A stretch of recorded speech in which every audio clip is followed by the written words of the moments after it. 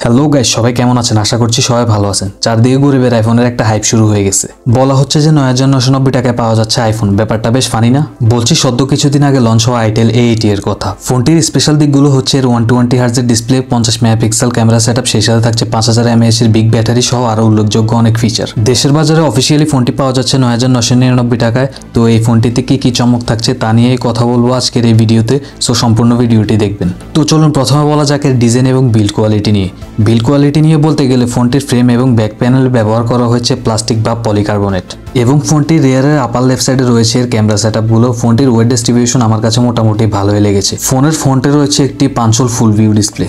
তো ওভারঅল এই ফোনের লুকস এবং ডিজাইন আমার কাছে মোটামুটি ভালোই লেগেছে। আর তাছাড়া এই বাজেট সেগমেন্টের মধ্যে অন্যান্য যে ব্র্যান্ডগুলো রয়েছে সেগুলো ব্যবহার করে ওয়াটার ড্রপ ডিসপ্লে, বাট এই বাজেট সেগমেন্টের মধ্যে আমরা এই ডিভাইসটিতে পাচ্ছি পাঞ্চল ডিসপ্লে, যা এটাকে অন্যান্য ডিভাইসের তুলনায় এক ধাপে এগিয়ে রাখবে। আর আপনাদের কাছে এই ফোনটার লুকস এবং ডিজাইন কেমন লেগেছে তা আমাকে অবশ্যই কমেন্ট করে জানাবেন। তো চলুন বলা যাক এবারে ফোনটির ডিসপ্লে নিয়ে। ফোনটিতে ব্যবহার করা হয়েছে 6.7 ইঞ্চি IPS LCD, যাতে আপনারা পাবেন HD+ রেজুলেশন। সেই সাথে প্যানেলের PPI ডেন্সিটি হলো 262। আর হ্যাঁ, সাথে থাকছে 120 হার্জের সাপোর্ট, যার ফলে আপনারা একটি স্মুথ এক্সপিরিয়েন্স আউটপুট পাবেন এই ডিসপ্লেটি থেকে। তো চলুন এবার বলা যাক এই ফোনটির পারফরমেন্স সেকশন নিয়ে। আউট অফ দ্য বক্স ফোনটা রান করবে Android 14-এ। আর এই ফোনটিতে চিপসেট হিসেবে থাকছে UniSoC T603 প্রসেসর, যেটা হচ্ছে 12 ন্যানোমিটার ফেব্রিকেশনে বিল্ড করা। এই প্রসেসরের পাওয়ার আউটপুট নিয়ে বলতে গেলে এই প্রসেসরে যারা নর্মাল নেট ব্রাউজিং, টুকটাক ছোটখাটো যে গেমগুলো রয়েছে সেগুলো স্মুথলি রান করাতে পারবেন। সো যারা ফোন নর্মালি ইউজ করেন তাদের জন্যই হলো এই প্রসেসরটা। তো চলুন বলা যাক এবার এই ফোনটির ক্যামেরা সেটআপ নিয়ে। এই ফোনের রেয়ারে রয়েছে ডুয়েল ক্যামেরা সেটআপ, যার প্রাইমারিতে ব্যবহার করা হয়েছে 50 মেগাপিক্সেলের একটা শুটার, আর সেকেন্ড যে ক্যামেরাটা রয়েছে সেটা বলতে পারেন একদম ইউজলেস একটা সেন্সর। এবং এই ফোনের ফ্রন্টে ব্যবহার করা হয়েছে 8 মেগাপিক্সেলের একটি সেলফি ক্যামেরা। আর হ্যাঁ, এই ফোন দিয়ে আপনারা ভিডিও করতে পারবেন আপ টু 1080p 30 fps দিয়ে। আর ব্যাটারি সেকশন নিয়ে বলতে গেলে ফোনটিতে ব্যবহার করা হয়েছে 5000 mAh এর একটি ব্যাটারি, আর সেটাকে চার্জ করার জন্য থাকছে 10 ওয়াটের একটি চার্জার। আর ফোনটিতে সিকিউরিটি সিস্টেম হিসেবে ব্যবহার করা হয়েছে সাইড মাউন্টেড ফিঙ্গারপ্রিন্ট সেন্সর।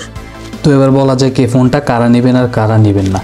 যারা মোটামুটি রেগুলার ইউজের জন্য নর্মাল একটা ডিভাইস চাচ্ছেন, যে প্রতিদিন ব্যবহার করবেন, কল করবেন, হালকা পাতলা নেট ব্রাউজিং করবেন, তাদের জন্য এই ফোনটা ঠিক আছে। আর গেমিংয়ের দিক দিয়ে বলতে গেলে যে ছোটোখাটো গেমগুলো আছে সেগুলো এই ফোনে খেলতে পারবেন, কিন্তু পাবজি, ফ্রি ফায়ারের মতো যে হাই গ্রাফিক্সের গেমগুলো সেগুলো এই ফোনে আপনারা খেলতে পারবেন না। আমি বারবারই বলতেছি, হাই গ্রাফিক্সের গেমগুলো এই প্রসেসর লোড নিতে পারবে না।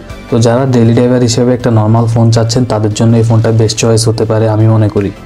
তো এই বাজেট সেগমেন্টের মধ্যে মোটামুটি ফোনটা আমার কাছে ভালোই লেগেছে। যাদের বাজেট 10,000 টাকার আশেপাশে তারা এই ফোনটা বিবেচনা করে দেখতে পারেন।